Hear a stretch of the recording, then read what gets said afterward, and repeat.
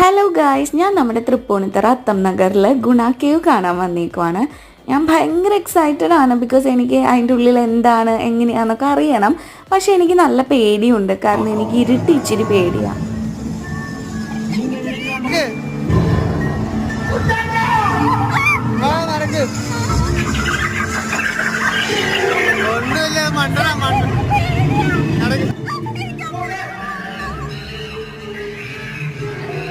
കണ്ടില്ലേ, ശരിക്കും അത്രയ്ക്ക് പേടിക്കാനൊന്നുമില്ല. അതിൻ്റെ ഉള്ളിലെ സൗണ്ടൊക്കെ കേട്ട് പേടിച്ചാ. പിന്നെ അത് കഴിഞ്ഞ് നമ്മൾ നേരെ ഒരു എക്സിബിഷന് പോയി. ഒരുപാട് മൃഗങ്ങളൊക്കെ ഉണ്ടായിരുന്നു. എല്ലാം അടിപൊളിയായിരുന്നു.